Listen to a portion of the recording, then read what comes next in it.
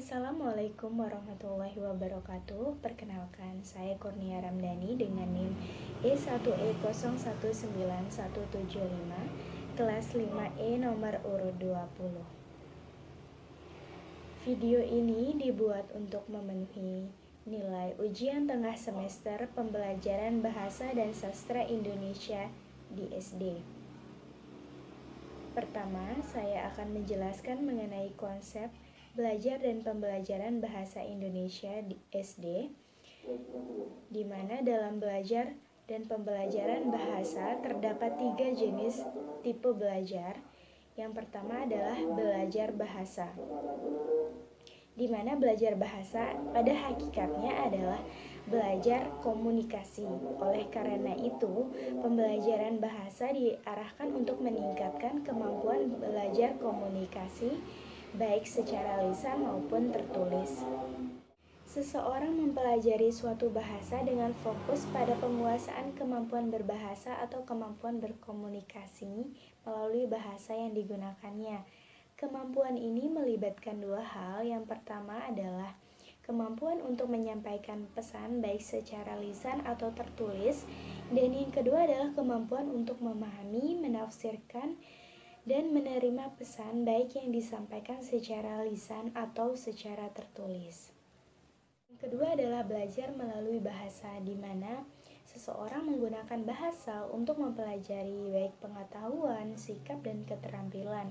Dalam hal ini, bahasa berfungsi sebagai alat untuk mempelajari sesuatu. Seperti misalnya ketika siswa hendak belajar mengenai pelajaran IPA, maka bahasa berfungsi untuk menganalisa terkait dengan apa yang tertuang baik secara lisan maupun tulisan dalam pembelajaran tersebut, sehingga mereka memperoleh suatu pengetahuan.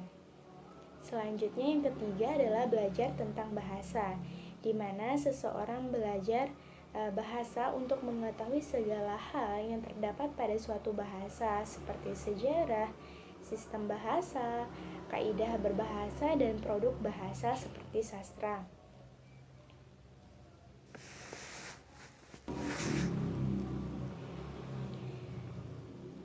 Dalam belajar tentang bahasa, maka siswa atau seseorang akan belajar mengenai apa bahasa itu sendiri, bagaimana konsepnya, bagaimana kaidahnya, dan penggunaan bahasa seperti apa.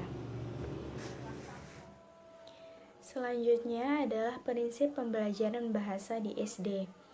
Yang pertama, dari siswa diberitahu menuju siswa mencari tahu. Pembelajaran seharusnya mendorong siswa menjadi pembelajaran yang aktif. Jika pada biasanya kegiatan pembelajaran dimulai dengan penyampaian informasi dari guru sebagai sumber belajar, maka pada pelaksanaan kurikulum 2013, guru tidak menyampaikan materi pembelajaran secara final, tetapi guru akan membangkitkan rasa ingin tahu siswa terhadap suatu fenomena atau fakta yang akan mereka pelajari, sehingga mereka mampu merumuskan ketidaktahuannya dalam bentuk pertanyaan. Oleh karena itu, guru hendaknya selalu menyajikan alat bantu pembelajaran untuk mengembangkan rasa ingin tahu siswa terhadap apa yang hendak mereka pelajari. Dengan begitu, siswa akan mengembangkan rasa ingin mencari tahu dan tidak terpatok pada guru sebagai sumber utama belajar. Yang kedua adalah dari guru sebagai satu-satunya sumber belajar menjadi belajar berbasis aneka sumber. Dalam kegiatan pembelajaran, membuka banyaknya peluang bagi siswa untuk menemukan berbagai sumber belajar yang tidak hanya dari guru, melainkan sumber informasi yang bisa diperoleh baik dari buku, internet, koran, majalah, referensi lain dari perpustakaan atau antar teman. Pada metode proyek atau pemecahan masalah atau inquiry, siswa dapat memanfaatkan sumber belajar yang berada di luar kelas.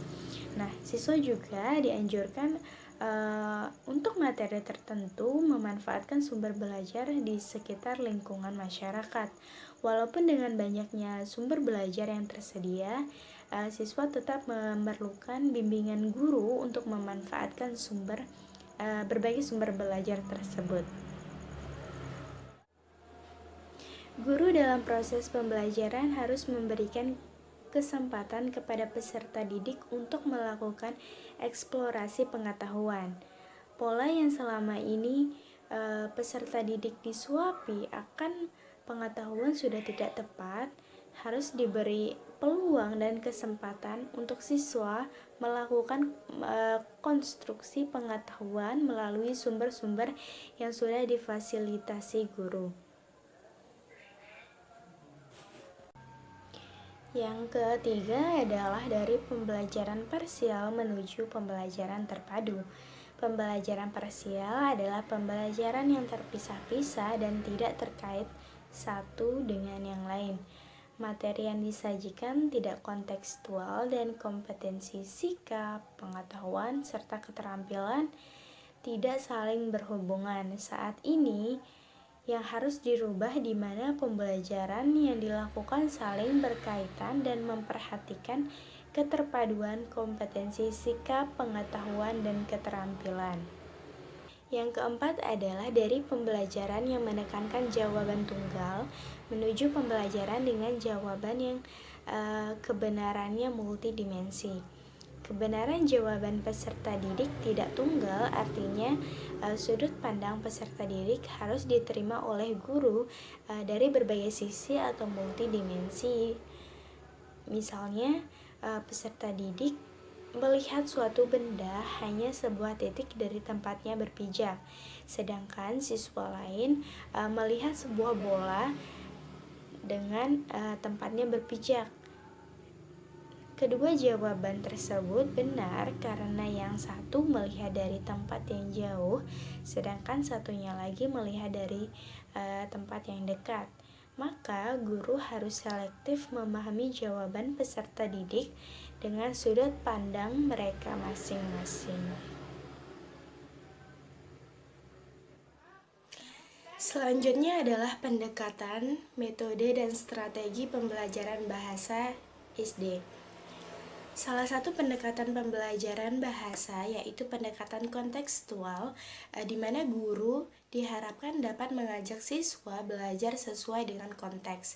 Pembelajaran diarahkan untuk mengaitkan materi pembelajaran guna memecahkan masalah dalam kehidupan sehari-hari. Dalam pendekatan kontekstual terdapat beberapa komponen. Yang pertama adalah bertanya atau questioning. Bertanya adalah cerminan dalam kondisi berpikir.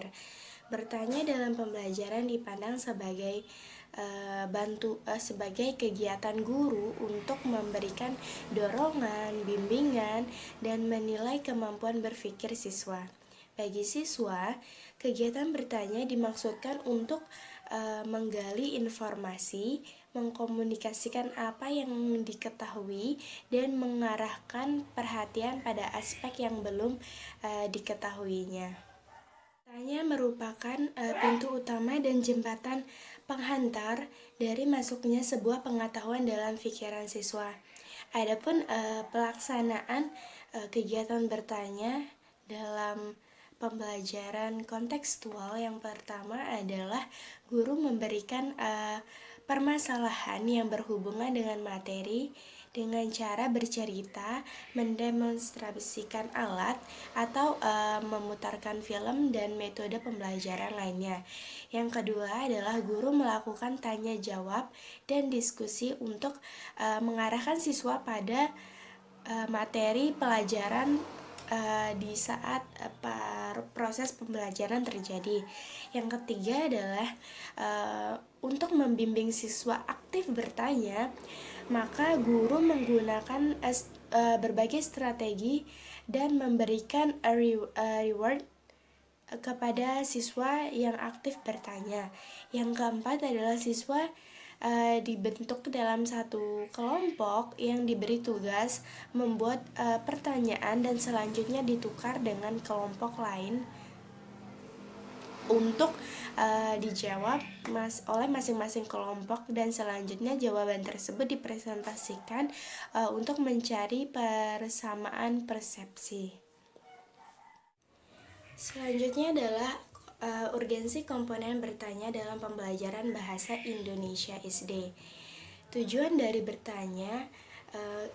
dari kegiatan bertanya adalah yang pertama menggali informasi tentang kemampuan siswa dalam penguasaan materi pelajaran. Yang kedua adalah membangkitkan motivasi siswa untuk belajar.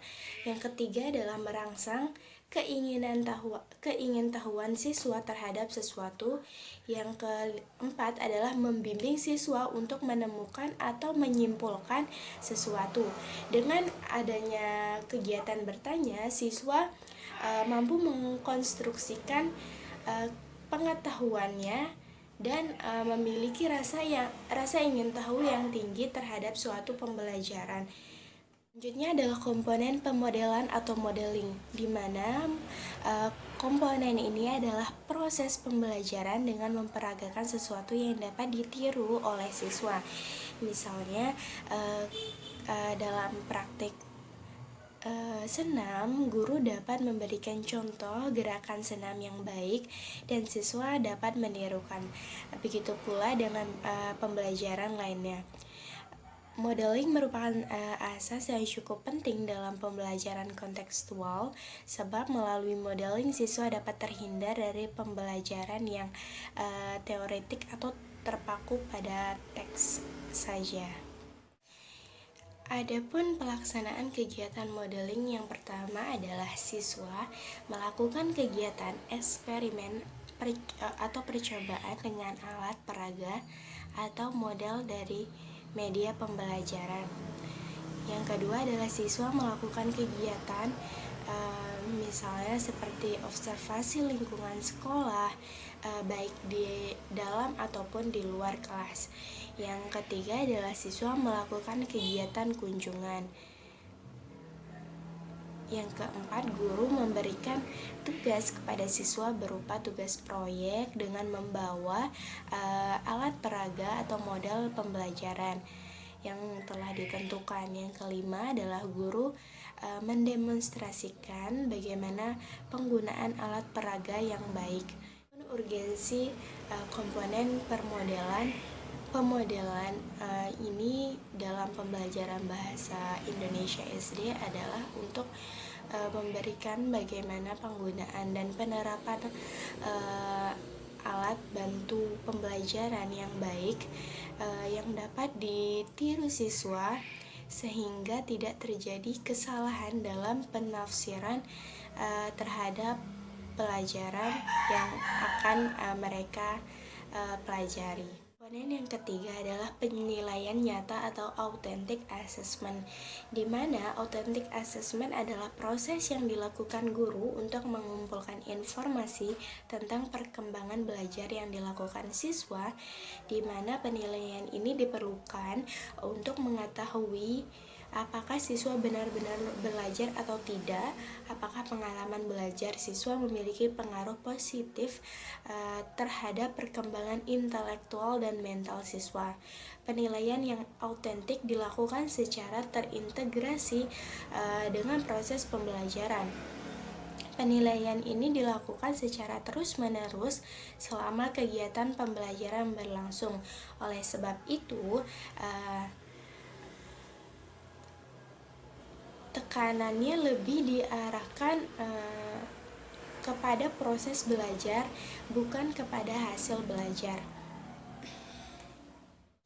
Adapun prinsip-prinsip pelaksanaan kegiatan authentic assessment, yang pertama adalah validitas, yaitu menilai apa yang seharusnya dinilai. Yang kedua, reliabilitas, yakni konsistensi.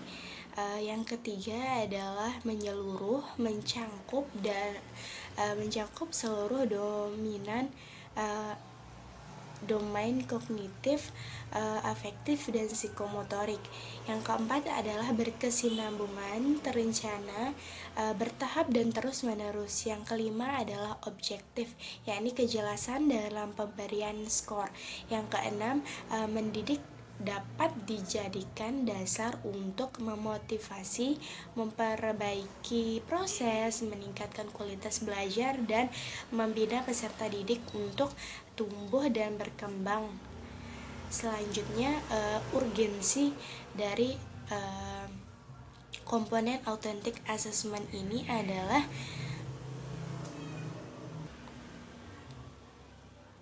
pembelajaran memiliki 3 dimensi sasaran, yaitu pengetahuan, keterampilan, dan sikap. Yang satu dengan yang lain tidak dapat dipisahkan dan diabaikan dalam proses belajar mengajar. Untuk itu penilaian harus dapat menggambarkan target pembelajaran. Selain mengembangkan aspek kognisi juga, yang sangat penting adalah meningkatkan kemampuan proses, sikap, kreativitas, dan kemampuan aplikasi konsep.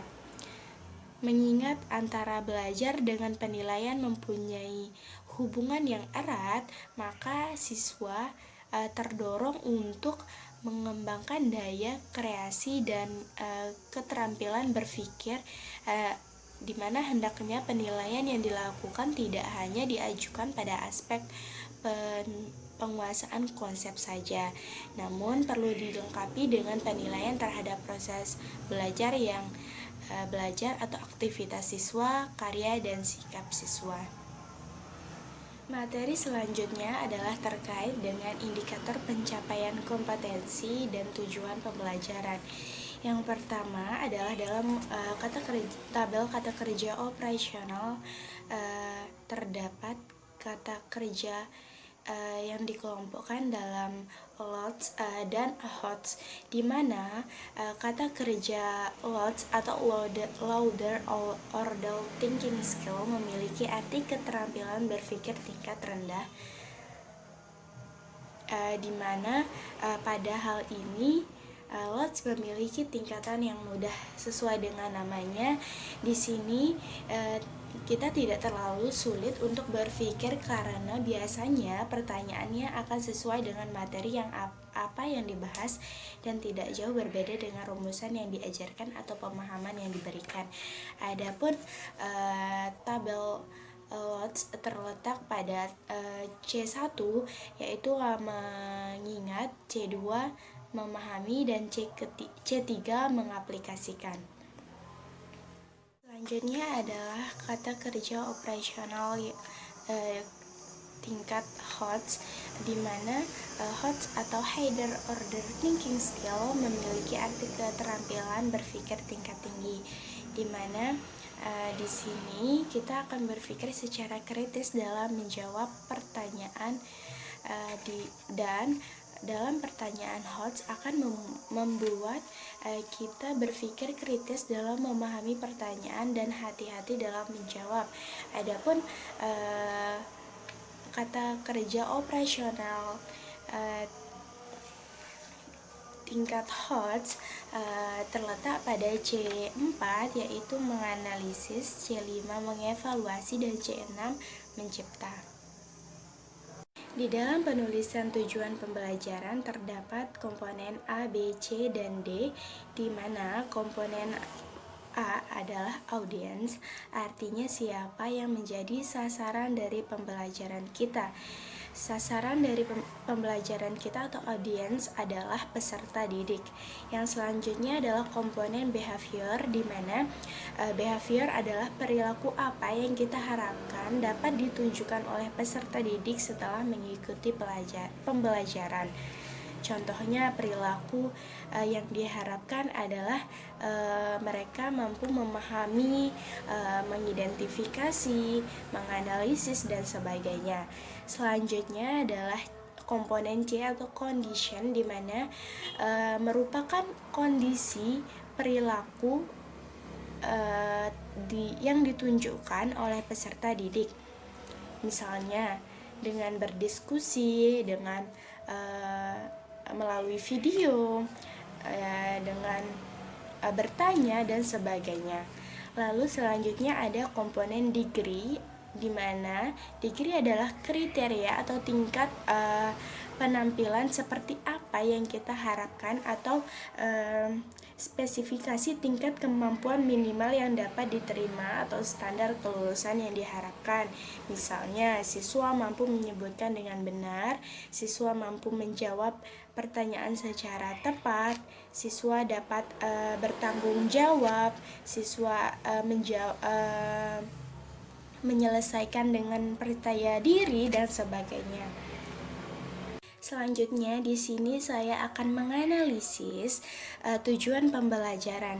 Yang pertama adalah melalui pemutaran video pembelajaran, siswa dapat menyebutkan langkah menulis permulaan.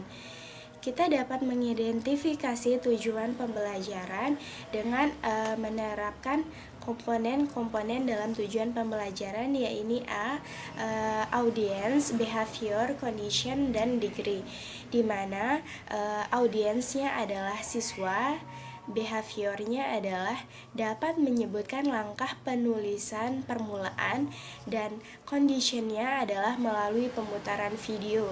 Yang kurang di sini adalah komponen degree atau kompetensi tingkat kemampuan minimal yang dapat diterima. Lalu pertanyaan nomor 2 adalah tujuan pembelajaran nomor 2 adalah siswa dapat mempraktikkan langkah menulis permulaan. Kita dapat mengidentifikasi tujuan pembelajaran yang tepat dengan menggunakan komponen audience, behavior, condition, dan degree. Yang pertama adalah komponen audience, di sini adalah siswa. Kemudian komponen behaviornya adalah dapat mempraktikkan langkah menulis permulaan. Sedangkan untuk condition dan degree di sini tidak tercantumkan. Artinya tujuan pembelajaran yang hendak dicapai kurang memuat komponen condition dan komponen degree. Sekian dari saya. Terima kasih atas perhatiannya. Untuk lebih dan kurangnya mohon dimaafkan. Assalamualaikum warahmatullahi wabarakatuh.